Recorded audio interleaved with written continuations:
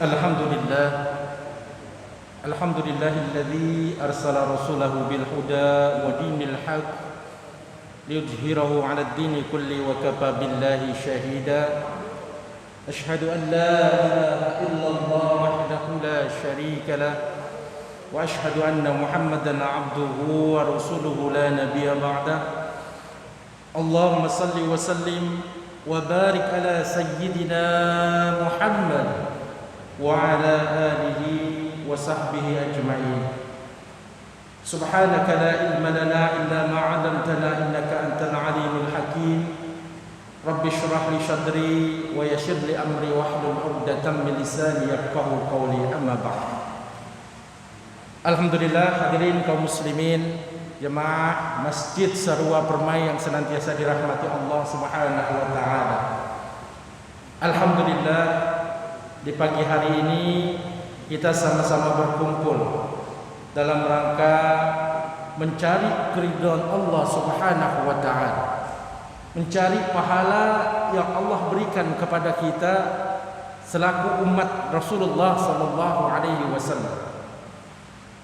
Selalu saya sampaikan dari setiap pertemuan bahwa pahala yang paling terbesar dalam kehidupan kita adalah ketika kita melaksanakan salat subuh berjamaah. Pahala yang paling banyak didapatkan oleh seorang hamba di hadapan Allah Subhanahu wa taala adalah ketika dia bangun di pagi hari, bahkan kalau bisa di sepertiga malam dia bangun, dilanjutkan dengan salat fajar, kemudian dia datang ke masjid untuk melaksanakan ibadah salat subuh berjamaah. Hadirin kaum muslimin rahimakumullah, betapa dahsyatnya pahala yang turun ketika kita melaksanakan salat subuh berjamaah. Salah satu ulama besar mengatakan, beliau mengatakan, barang siapa daripada umat Nabi Muhammad sallallahu alaihi wasallam tahu dahsyatnya pahala salat subuh berjamaah, maka mereka akan berbondong-bondong walaupun dia dalam keadaan sakit sekalipun. Banyak di antara kita yang mungkin rumahnya dekat-dekat sini tidak akan pernah tahu, bahkan dia tak pernah tahu bahwa salat subuh itu luar biasa. Bapak Ibu sekalian yang dirahmati Allah Subhanahu wa taala, bahwa salat subuh ini malaikat tatanazzalu alaihimul malaikatu alla takhafu wa la tahzanu. Malaikat itu turun setiap salat subuh orang beriman. Kita kadang-kadang sering lihat orang menganggap salat subuh itu adalah salat yang biasa dengan salat lain. Beda, Pak. Perbedaan antara orang beriman ini dengan orang munafik adalah pada sholat subuh dan sholat isya-nya. Sholat yang kadang-kadang dianggap sholat itu sepele, tapi disitulah pahala terbesar yang Allah berikan kepada kita. Dahsyat, dahsyat sholat subuh itu. Di sisi lain, kita sering mengatakan dalam diri kita, setelah sholat kita berdoa bersama. Setelah sholat kita kadang-kadang ada yang setelah zikir pulang, nggak masalah dalam hidup kita ini. Karena berdoa itu adalah, ada yang mengatakan ketika sholat sudah berdoa, ada yang mengatakan doa itu bisa didalamkan dengan pribadi masing-masing. Nggak masalah, Pak, hal seperti itu. Yang terjadi sekarang ini adalah orang yang tidak pernah mau berdoa. Kata Allah dalam satu hadis qudsi, orang yang nggak pernah mengangkat tangannya, kemudian dia tidak mau berdoa, berarti orang itu merasa dirinya paling hebat dari Allah Subhanahu wa taala, alias dia sombong kepada Allah Subhanahu wa taala.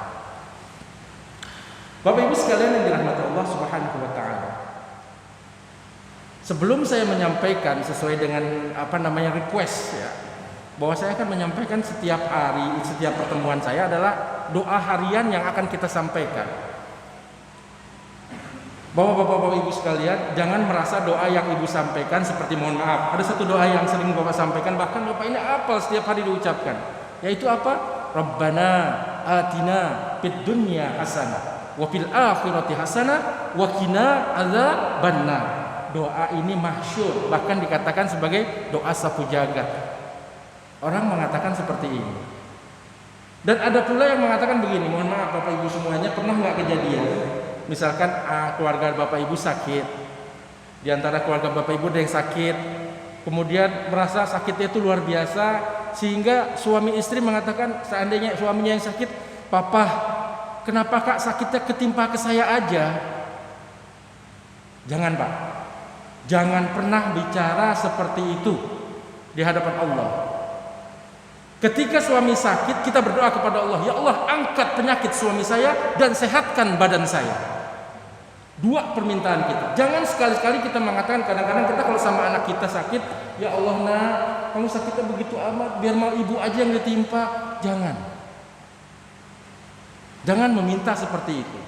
Saya kembalikan lagi, bahkan saya sampaikan bahwa Nabi Yusuf alaihissalam ketika dia terlepas daripada ujian, yaitu digoda oleh istri pembesar Nabi Yusuf ini, yaitu Zulaikha, dia pernah mengatakan, wahai Yusuf, sekarang kau bebas. Setelah tuduhan bahwa kau telah melakukan pelecehan kepada istri pembesar, apa yang katakan oleh Yusuf? Penjara itu lebih baik bagi saya. Allah kabulkan enggak? Allah kabulkan. Jadi setiap permintaan kepada Allah, makanya kita punya adab ketika kita berdoa kepada Allah, yang Allah ini akan kabulkan permintaan kita. Selama apa? Selama kata Imam Abu Lais Samarkindi, doa itu akan dijawab oleh Allah. Kalau Anda semua sudah berdoa sesuai dengan adab yang disampaikan oleh Allah Subhanahu wa taala. Yang pertama adabnya kenapa? Saya sampaikan adabnya dulu. Adab yang pertama, kata Allah, kata Rasulullah sallallahu alaihi wasallam, ketika kita berdoa, ingat, berdoanya kita ini perlu dengan adab yang sesuai dengan kaidah yang diajarkan oleh baginda Rasulullah sallallahu alaihi wasallam.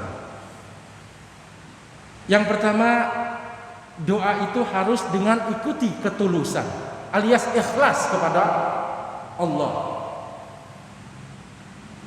Apa yang harus dilakukan dengan ikhlas kepada Allah? Ada satu riwayat hadis Rasulullah sallallahu alaihi wasallam yang pernah saya baca. Di dalam satu hadis Rasulullah mengatakan begini, tad'u, kata Rasulullah, tad'unani wa qulu dukum. Kamu berdoa kepadaku, kata Allah dalam satu hadis qudsi, namun hatimu berpaling dari aku. Artinya tidak mengikuti doa tersebut, hati tersebut. Ketika kita mengangkat kepada Allah, wahai Allah, tapi hatinya nggak mengikuti doa tersebut, makanya manakala Allah mau bisa mengabulkan doa kita. Ini yang pertama. Kita perlu ikhlas, kita perlu tahu bahwa Allah Subhanahu wa taala menunggu doa kita dengan doa yang tulus. Sebagaimana, mohon maaf, saya ambil contoh ketika anak kita meminta kepada kita dengan perkataan begini, Bapak Ibu sekalian. Dia tidak menghadap kita, dia tidak tulus ngomongnya, tidak, Bapak saya minta uang dong, tapi matanya nggak arah ke bapaknya. Kira-kira Bapak Ibu semua mengabulkan doanya? Tidak. Tapi kalau dia memohon, Bapak saya minta uang dong buat jajan, misalkan contoh seperti itu. Dan yang terjadi pada saat ini adalah, mohon maaf lahir batin, kita ini berasa diri kita lebih hebat daripada Allah Subhanahu wa taala. Oleh karena itu saya bermohon kepada Bapak Ibu semuanya, jangan tinggalkan yang namanya doa kepada Allah Subhanahu wa taala. Jangan pernah kita lewat, artinya doa itu tidak tulus dari dalam diri kita. Doa harus diikuti dengan keikhlasan dan ketulusan sesuai dengan apa kata Allah Subhanahu wa taala, wad'uhu mukhlishina lahuddin. Berdoalah kamu kepadaku dengan ikhlas, dengan penuh ketulusan kepada Allah. Bukan doa yang asal-asalan. Ketika kita beradab dengan punya adab kepada Allah, adab berdoa ini yang harus dilaksanakan. Kemudian yang kedua, adab berdoa itu adalah ikuti dengan khauf dan tamak. Bukan tamak ya, tapi tamak pakai ain, tamak. Artinya ikuti dengan rasa takut kepada Allah Subhanahu wa taala ketika kita berdoa. Takutnya kenapa? Takut doa kita tidak dijawab oleh Allah Subhanahu wa taala. Hadirin kaum muslimin rahimakumullah. Ibrahim bin Adam, dalam satu riwayat dikatakan didatangi oleh seluruh kampung. Mungkin Bapak Ibu pernah dengar satu cerita ini. Wahai kiai, kampung saya setiap hari sholat berjamaah, setiap hari berzakat, setiap hari dia selalu meninggalkan suatu hal yang buruk. Tetapi kenapa Allah sampai sekarang tidak mau mengabulkan doa dari kami semuanya? Apa jawabannya Ibrahim bin Adam? Yang pertama, kamu senantiasa melakukan dosa kepada Allah, tapi kamu tidak pernah bertaubat kepada Allah. Hati-hati, Pak. Doa kita ini tidak akan pernah terjawab apabila dosa kita masih ada dalam tubuh kita. Itu paling terpenting dalam kehidupan kita.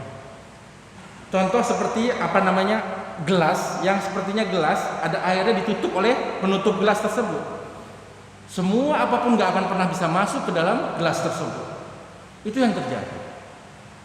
Kemudian yang kedua, kamu mengaku sebagai hamba Allah, tapi kamu gak pernah melaksanakan seluruh perintah Allah. Saya yakin di sini adalah orang-orang hebat semua. Di sini adalah orang-orang yang senantiasa terus mengerjakan amal ibadah. Bapak Ibu sekalian yang dirahmati Allah Subhanahu wa taala, satu jamaah yang berada di tempat ini, ketika Allah Subhanahu wa taala sudah suka, sudah cinta, maka Allah angkat sebagai satu jamaah yang mendapatkan keridhaan Allah Subhanahu wa taala. Selama jamaah tersebut tidak saling sikat dan sikut. Hati-hati Bapak Ibu, setiap berjamaah ini luar biasa kita. Siapapun pimpinannya, misalkan contoh, ketua masjid ini si A pemimpinannya, dukung. Tidak usah cari celah jeleknya, tidak usah cari celah kebodohannya, tidak usah. Oh dia begini, biarin. Selama dia punya kekuatan, selama dia punya kepemimpinan yang baik, selama dia muslim sejati, insya Allah dia berkah di sisi Allah Subhanahu wa taala. Kemudian hal yang tidak pernah dikabulkan oleh Allah Subhanahu wa taala ketika kita berdoa, kamu membaca Quran tapi kamu nggak bisa mengamalkannya. Kamu membaca Quran setiap hari, Bismillahirrahmanirrahim, Alhamdulillahirabbil alamin, tapi kamu nggak pernah bisa mengamalkan daripada doa tersebut. Itu yang terjadi. Bapak Ibu sekalian yang dirahmati Allah Subhanahu wa taala, ada satu cerita bagus, mungkin biar Bapak Ibu nggak ngantuk. Cerita bagus Pak. Ada satu anak muda, ini mungkin anak muda di samping saya, alhamdulillah. Ada anak muda, dia bermohon kepada Allah, wahai Allah, saya punya pesan. Dia dalam doanya seperti itu, wahai Allah, saya punya pesan. Seandainya nanti saya mati ya Allah, saya mau jasad saya dibakar. Mintanya dibakar. Kemudian abunya kau lempar satu di barat, kau lempar satu di timur, kau lempar satu di utara dan selatan. Dipisah-pisah semua abu-abu. Dia memohon kepada sanak keluarganya seperti itu. Mereka nggak bertanya kenapa sih melakukan hal seperti itu. Pasti pertanyaannya begitu Bapak Ibu semua. Dia jawab kemudian, apa yang kamu lakukan seperti itu sehingga tiba-tiba dia meninggal dunia, semua keluarganya menuruti perintah dia dikubur, dibakar, kemudian dilempar ke sana kemari. Akhirnya sampailah dia di hadapan Allah Subhanahu wa taala. Singkat cerita, ketika berada di hadapan Allah, apa dia dikatakan? Wahai hambaku, wahai anak muda, kata Allah. Ini sebagai itibar ya Bu Pak. Jadi jangan dijadikan satu referensi. Nanti Bapak Ibu semua meninggal juga pengen seperti ini, tidak. Tapi yang jelas ini referensi kita, itibar kita bahwa nanti orang meninggal seperti ini sangat luar biasa. Ketika anak itu meninggal, kemudian ditanya, kenapa kamu melakukan hal seperti ini? Kemudian Allah Subhanahu wa taala bertanya lagi, bukankah aku sudah menyandarkan kepada Rasulullah Shallallahu alaihi wasallam bahwa setiap orang yang mati harus dikubur, bukan dibakar? Jawaban anak itu sambil meneteskan air mata, dia berkata, wahai Allah, sungguh ketika saya memohon kepadamu, semua amalan saya diterima sama Allah oleh Engkau wahai Allah. Apa jawabannya?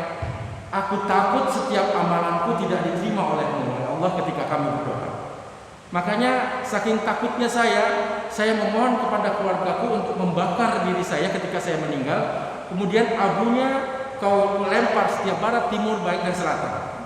Untuk apa? Untuk supaya saking takutnya saya kepadamu ya Allah, saya takut disiksa. Allah Subhanahu wa taala dalam satu hadis qudsi ini tersenyum, "Wahai hambaku, bukankah engkau tahu bahwa aku bisa membangkitkan kamu, bahkan menghidupkan kamu bagaimanapun caranya?" Wahai Allah, itulah yang terjadi. Saking takutnya saya kepadamu, maka saya mohon semua abunya dilempar kiri, kanan, depan, dan belakang. Kata Allah, "Wahai hambaku, karena kau saking takutnya kamu kepadaku, maka aku ampuni segala dosa dan kesalahan kamu." Ingat Pak, dengan cara satu, takut saja kepada Allah, Allah sudah ampuni dosa-dosa kita. Bapak Ibu sekalian yang dirahmati Allah Subhanahu wa taala, saya sambung lagi dengan adab berdoa tadi. Yang ketiga, adab berdoa tadi adalah sebelum kita berdoa. Makanya kadang-kadang ini saya ingatkan lagi, walaupun Bapak Ibu semua sudah pernah ketemu dengan adab berdoa seperti ini. Ya, saya selalu bilang bahwa kalau Bapak Ibu pernah mendengar, ini menjadi review buat Bapak. Tapi kalau memang Ibu Bapak semua belum mendengar hal seperti ini bisa menjadikan pelajaran lagi tambahan buat kita. Karena setiap agama itu selalu berulang. Yang Bapak lakukan setiap kali ulangan bukan? Sholat kita ulangan, setiap hari kita ulangan. Yang selalu kita lakukan ulangan. Dan ini yang terjadi. Kemudian yang ketiga, senantiasa selalu menggunakan nama-nama baik Allah Subhanahu wa taala ketika kita memulai berdoa. Bapak pernah dengar, Ibu pernah dengar ketika berdoa, "Ya Allah ya Ghafur Rahim, ya Allah ya Razzaq, ya Allah ya Latif." Engkau Maha tahu ya Allah. Ingat, Allah itu maha halus sifatnya. Pergunakan kata-kata kita, kata-kata yang luar biasa. Jangan sama aja. Mohon maaf, nih Bu, Bapak Ibu sekalian saya ajarkan. Kalau kita berdoa, jangan sama aja dengan orang lain. Artinya begini, ketika Bapak mengikuti ujian pegawai negeri, misalkan contoh CPNS lah. Semua orang CPNS itu berdoa kepada Allah sama. "Ya Allah, terimalah saya menjadi anggota CPNS." Sama nggak kira-kira semua doanya? Kita buat doa yang berbeda, yang menggetarkan arsy Allah. "Ya Allah, kami sudah berusaha semaksimal mungkin seperti ini. Ya Allah, kami sudah melakukan satu hal yang terbaik. Kamu melaksanakan perintahmu, menjalankan semua perintahmu, wahai Allah. Kalau dengan doa ini kami belum kau terima, ya Allah, bagaimana caranya hamba bisa memohon kepadamu dan tunjukkan caranya." Itu yang terhebat doanya, jangan doa yang biasa Pak. Allah itu maha lembut. Ketika diminta doa dengan kata-kata yang menyentuh hati, Allah pun akan bergerak gitu. Jadi ini adab yang mungkin kita sering berkata, ya Ustaz, saya pernah selama ini dulu pernah saya cerita di hadapan mimbar ini, mohon maaf, intinya seorang ibu pernah bercerita begini Pak. Ini mohon ibu-ibu mungkin ada di situ. Dia bertanya kepada saya, "Wahai Ustaz, saya nggak mau berdoa lagi lah kepada Allah." "Lah, kenapa Bu?" "Saya takut Ustaz. Ketika pertama saya berdoa, minta, ya Allah, jadikanlah saya istri yang paling setia buat suami saya, istri yang paling soleh buat suami saya. Tapi Allah gimana? Ternyata ketika saya berdoa seperti itu, suami saya stroke ya Allah. Suami saya sakit dan stroke. Terus bagaimana Bu?" "Ya iyalah, kemudian masuk ke rumah sakit, saya tungguin, saya benar-benar menjadi istri yang setia di hadapan Allah Subhanahu wa taala dengan menunggu suaminya." Nah itu kan bagus Bu, berarti ibu dikabulkan doanya. "Tapi bukan begitulah Ustaz, saya takut gitu. Setiap saya berdoa selalu Allah kabulkan dengan kabulan yang dahsyat gitu." Kemudian ketika saya berdoa yang kedua, "Wahai Allah, saya ingin mempunyai wajah yang cantik sehingga suami saya begitu senang kepada saya." Tiba-tiba apa? Allah berikan dia jerawat yang begitu banyak di mukanya. Dahsyat kan Bu? Jerawat di mukanya. Akhirnya apa? Dia pergilah ke dokter, dia berobat, berapa bulan dia berobat, akhirnya dia sembuh, mukanya kinclong. Lah, kok begini ya Ustadz ya? Setiap berdoa itu selalu saya diberi cobaan dulu sehingga saya bisa mendapatkan yang terbaik. Itulah Allah Subhanahu wa taala. Kita tidak bisa menerima doa itu dengan seperti hadiah yang terbungkus rapi. Tidak. Kita menerima doa itu dari Allah Subhanahu wa taala tidak terbungkus rapi dengan sebaik-baiknya. Penuh dengan perjuangan. Innallaha la yughayyiru biqaum hatta yughayyiru bi anfusihim. Allah tidak merubah nasib seseorang kalau orang itu tidak mau merubahnya sendiri. Artinya apa? Perlu yang namanya ikhtiar. Seperti sekarang ini, mohon maaf. Seperti sekarang kita digunakan suruh jaga jarak, pakai masker dan lain sebagainya. Itu namanya satu bentuk ikhtiar kita kepada Allah Subhanahu wa taala. Bapak Ibu sekalian yang dirahmati Allah Subhanahu wa taala, yang keempat, adab kita berdoa kepada Allah. Jangan pernah berdoa tergesa-gesa di hadapan Allah Subhanahu wa taala, dan jangan meminta kepada Allah dengan tergesa-gesa pula dapatnya. Kadang kita seperti ini, ya Allah, saya sudah meminta kepadamu berhari-hari, tapi kau gak mengabulkan juga. Ingat, setiap doa seorang hamba itu punya rating kepada Allah Subhanahu wa taala. Tahu rating bu? Punya tingkatan. Jadi kalau doa ini menurut Allah Subhanahu wa taala saya pending dulu, ya pending dulu kata Allah. Artinya apa? Sampai satu ketika ada seorang hamba yang bertanya kepada Rasulullah sallallahu alaihi wasallam, "Wahai Rasulullah, saya setiap berdoa kepada Allah selalu dipending, nggak akan pernah dapat pada hari itu juga." Rasulullah tersenyum sehingga keluarlah satu hadis yang mengatakan begini, Allah Subhanahu wa taala berfirman, nanti di hari akhirat kelak seorang hamba akan diadili di hadapan aku, kata Allah. Apabila doanya di dunia pada saat itu tidak diijabah, tidak dikabulkan oleh aku, maka aku kabulkan di akhirat kelak ini doanya menjadi makrifat atau ridhonya buat dia. Jadi ibu jangan takut. Makanya minta kepada Allah. Bagaimana cara pun juga kita minta kepada Allah. Ya Allah, semua permintaan kita di muka bumi ini apabila tidak dikabulkan di muka bumi ini, maka Allah kabulkan nanti di akhirat kelak. Jadi luar biasa di situ Bapak Ibu sekalian yang dirahmati Allah. Luar biasa. Jadi kita nggak usah takut. Namanya kita berdoa kepada Allah, kita berusaha, kita berikhtiar. Perkara dikabulkan atau tidak dikabulkan itu kembali kepada diri kita sendiri. Ya. Kemudian yang kelima, adab kita berdoa kepada Allah. Orang yang doanya ingin diterima oleh Allah Subhanahu wa taala, makan makanan yang halal dan minuman yang halal, itu yang akan menyampaikan dia doa kepada Allah diterima. Kenapa bisa begitu ya Ustaz ya? Karena mohon maaf lahir dan batin, kalau kita berdoa sehabis wudu, pernah nggak ibu bapak ibu semua berdoa sehabis wudu? Allahumma ja'alni minat tawabina wa ja'alni minal mutatahhirin wa ja'alni ala ibadikas sholihin, ya kan? Allahumma ja'alni minat tawabina, ya Allah jadikanlah kami hamba yang bertobat, minal mutatahhirin, dari orang-orang yang bersih. Allah suka kepada yang bersih. Allah suka kepada yang bersih.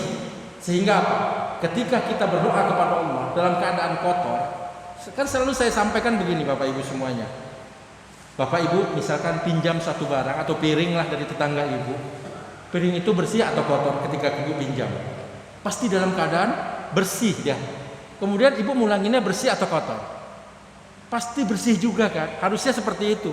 Tetapi apabila kita mulangin piring itu dalam keadaan kotor kepada tetangganya, apa yang dilakukan oleh tetangga itu? Akan mencucinya lagi. Begitu juga kita di hadapan Allah Subhanahu wa taala. Allah menciptakan kita dalam keadaan bersih ketika kita baru lahir. Kullu mauludin alal fitrah. Setiap anak Adam pasti lahir dalam keadaan suci. Nah, ketika dikembalikan oleh Allah Subhanahu wa taala ke dalam kuburnya, maka dia harus dalam keadaan suci juga. Apabila dia dalam keadaan tidak suci, maka Allah akan mencucinya dulu di neraka jahanam, pastinya seperti itu, supaya dia menjadi bersih. Ini yang terjadi. Sengaja saya sampaikan dulu Pak adab-adabnya, nanti baru saya sampaikan doa-doa yang akan kita sampaikan setiap hari. Adab-adabnya dulu kita sampaikan. Karena ketika kita berdoa kalau kita nggak punya adab di hadapan Allah, itu sangat memalukan sekali. Nanti bahkan doa kita nggak akan diterima oleh Allah Subhanahu wa taala. Kemudian yang keenam, yang terakhir dari adab doa kita, jangan meminta satu doa itu kepada Allah yang haram. Hati-hati Pak. Jangan minta yang haram. Misalkan contoh, saya berdoa kepada Allah, wahai Allah, celakalah seorang ini, celakakanlah orang ini. Jangan pernah minta doa yang ketika itu Allah Subhanahu wa taala tidak suka dengan orang seperti ini. Karena kita pernah tahulah bahwa setiap doa itu pasti Allah jawab, Allah dengar. Innallaha sami'ul basir. Innallaha sami'ud du'a. Semua Allah dengar doa kita. Sejelek apapun doa kita, Allah dengar. Permintaan apapun pasti Allah dengar. Jadi hati-hati dalam hal seperti ini Bapak Ibu semuanya. Doa kita dalam adab ini menjadikan kita menjadi orang yang dekat dengan Allah. Sekali lagi saya sampaikan, sebenarnya saya sering menyampaikan kepada Bapak Ibu semuanya dimanapun berada. Kalau ada satu kajian seperti ini, ya jangan ditinggalkan Pak. Siapapun dia orang yang menyampaikan, ya siapapun dia, punya gelar atau tidak punya gelar, Bapak dengarkan. Kenapa? Disitulah rahmat Allah turun. Karena kita nggak pernah tahu, karena itu hal-hal yang berbaunya nggak kelihatan gitu. Rahmat Allah itu nggak kelihatan. Selalu rahmat kita kan selalu berpikir materialistis mulu. Artinya apa yang kita dapat itu yang harus kita dapatkan seperti itu. Padahal rahmat Allah itu luar biasa ketika nanti kita di hadapan Allah Subhanahu wa taala. Coba Bapak pikirkan deh. Sekarang paling banter nih, kalau paling tua di sini umurnya berapa Pak? Saya mau tanya. Ada yang 80 Pak. Ada yang 70. Nah, ketika ada umur yang sekitar 70 dan 80 atau 60, 70, 80, berapa lama lagi Bapak akan hidup di muka bumi? Wah, saya nggak tahu Pak Ustadz, berapa lagi? Kan saya selalu mengatakan begini, ada doa-doa yang senantiasa memberikan kebaikan buat Bapak semuanya dan Ibu. Ada yang seperti itu. Tapi jangan pernah kita meminta doa yang di luar daripada nalar kita. Misalkan contoh, penghasilan kita cuma 100.000. Kita minta kepada Allah, wahai Allah, berikan saya uang 1 miliar. Kan nggak masuk akal. Walaupun bagi Allah itu adalah hal yang tidak mustahil. Makanya saya mengatakan begini, mohon maaf, selalu mengatakan, dimanapun saya selalu ceramah, saya mengatakan begini, Bapak Ibu persiapkan diri kita. Karena pohon kelapa aja yang muda jatuh, yang tua pun ikut jatuh. Jadi jangan merasa Bapak Ibu semuanya hebat. Oh, bahwa saya masih lama umur saya. Jangan. Persiapkan. Banyak teman kita yang kemarin masih hidup, 5 menit kemudian ada telepon, wahai innalillahi wa inna ilaihi raji'un. Banyak dari kita yang meninggal dunia. Jadi hati-hati, persiapkan. Sebenarnya mohon maaf Pak, saya ini sebenarnya malu kepada bapak-bapak yang sudah hadir di sini. Saya selalu mengatakan begitu, bukan malu karena apa? Saya merasa betapa mulianya bapak-bapak yang hadir di sini atau ibu-ibu yang hadir di sini. Karena bapak dan ibu semuanya sudah melalui tahapan-tahapan sehingga umur bapak mungkin sudah di atas 50 atau bahkan di atas 60. Yang mungkin perkiraan saya bapak-bapak punya amalan yang begitu banyak dalam kehidupan bapak. Saya sebaliknya dengan anak muda yang samping kiri saya malu juga. Kenapa? Saya merasa beliau ini masih muda, amalannya sudah banyak, kan dosanya masih sedikit. Sementara posisi saya di sini udah umurnya sudah tua, terlambat saya untuk berdoa kepada Allah bahkan bermohon ampun. Maka disinilah Allah Subhanahu wa taala kita semua bermohon kepada Allah. Saya selalu mengajak Pak, terus terang saya mengajak, ayo lebih dekat kepada Allah. Lebih dekat kepada Allah. Supaya apa? Supaya dalam kehidupan kita ini kita lebih dekat kepada Allah Subhanahu wa taala. Bapak Ibu sekalian yang dirahmati Allah Subhanahu wa taala. Setelah adab-adab kita yang sudah kita lewati ini, tahu bagaimana adab-adab Allah yang Allah berikan kepada kita, Rasulullah sallallahu alaihi wasallam contohkan, maka kita pun harus mengetahui bagaimana badan kita bersih atau tidak. Bagaimana badan kita ini bisa memberikan yang terbaik buat doa kita supaya terkabul oleh Allah Subhanahu wa taala. Ada satu cerita, mungkin Bapak Ibu semua biar nggak bosan. Luar biasa nih cerita Pak. Luar biasa cerita. Seorang anak muda. Dia dalam kondisi buta. Tapi dia hafiz Quran. Buta, hafiz Quran. Umurnya dia pada saat itu 17 tahun. Ketika mencapai 23 dia berbicara dengan bapaknya. wahai bapak, saya ingin menikah. Orang buta ingin menikah. Pokoknya kriteria saya yang cantik, yang kaya, yang punya kedudukan. Mungkin menurut bapak aneh kan? Orangnya habis Quran, tapi dia buta. Kalau bapak ibu semuanya dapat menantu kayak gitu, rasanya enggak. Pasti seperti itu kan? Habis Quran, dia buta, dia bicara kepada ayahnya. Umur 23, pada saat itu dia bicara. Wahai ayah, saya ingin menikah. Tanggapannya ayah apa? Mungkin bapak ibu semua sama tanggapan sama bapaknya. Nak, kamu nggak mikir, kamu nggak tahu bahwa sesungguhnya kamu tuh buta. Mana ada seorang wanita yang mau dengan yang buta? Sementara kriteria kamu luar biasa, minta yang kaya, minta yang pandai, minta yang hal-hal yang di luar nalar kamu tuh buta. Ketika anak itu mendapat respon dari bapaknya jawaban seperti itu, kemudian dia niat kepada Allah. Wahai Allah, manusia semua bisa memberikan satu case kepada seperti ini, bahwa ini mustahil, tapi bagi kau tidak ada yang mustahil. Sebulan dia berdoa kepada Allah Subhanahu wa taala. Sebulan dia memohon kepada Allah, wahai Allah, berikan saya jodoh yang begini, yang begini, yang begini. Dia minta yang kriterianya cantik, orang terkaya, orang yang ini. Setelah sebulan dia berdoa, semalam dia bermimpi. Dia sebutkan oleh Allah Subhanahu wa taala dalam mimpinya, jodoh kamu wahai anak muda, jodoh kamu namanya si fulana, dia tinggal di daerah ini, dia orang terpandang di sini. Luar biasa Pak, kalau Allah sudah mau berkehendak seperti itu. Apa yang terjadi? Dia bangun dari tidurnya, dia tanya kepada bapaknya, wahai bapak, apakah di seberang sana atau di sebelah negara kita ini ada negara yang namanya seperti ini? Ya benar. Apakah di sebelah sana itu ada seorang kaya raya dia bernama seperti ini? Ya benar. Ternyata mimpinya semua itu benar. Kalau begitu ayah, tolong lamarkan anaknya buat saya. Bapaknya kaget lagi. Ini anak agak-agak aneh. Anehnya gimana? Udah tahu dia buta, tapi bapaknya nggak habis pikir. Tapi dia buta, tapi kok dia tahu semuanya. Akhirnya dengan susah payah, ya udahlah. Tapi mohon maaf anakku, kalau nanti lamaran kamu ditolak, kamu siap menanggung malu. Siap ayah. Berangkatlah dia ke negeri tersebut. Negeri tersebut memang ada seorang wanita, dia cantik, dia terpelajar, dia orang yang pintar. Berapa banyak pemuda-pemuda yang melamar dia tolak semuanya. Satu ketika datanglah mereka ke tempat rumah tersebut. Assalamualaikum, waalaikumsalam, disambut oleh bapak si perempuan ini. Kemudian diceritakanlah maksud dan tujuan daripada anaknya ini. Entah kenapa bapaknya kaget, ayahnya si laki-laki ini kaget. Kenapa?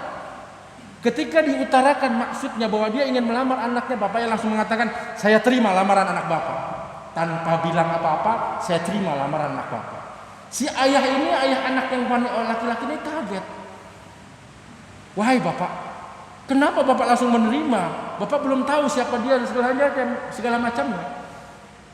Tadi malam saya bermimpi bahwa ada suatu suara yang mengatakan kepada saya, nanti besok pagi ada yang datang ke sini, dia adalah jodoh anakmu, dia akan memberikan kebahagiaan buat anakmu. Terimalah dia. Langsung dia terima seperti itu saja. Tapi namanya seorang ayah, kata ayahnya, kata seorang ayah wanita ini, tapi semua tergantung dari anak saya. Baik, katanya yang laki-laki itu, bapak daripada yang laki.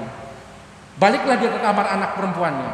Dia tanya kepada anak perempuannya, wahai anakku, di depan yang bertamu itu ada seorang anak muda, dia buta, dia hafiz Quran, dia ingin melamar kamu. Jawaban anaknya itu apa?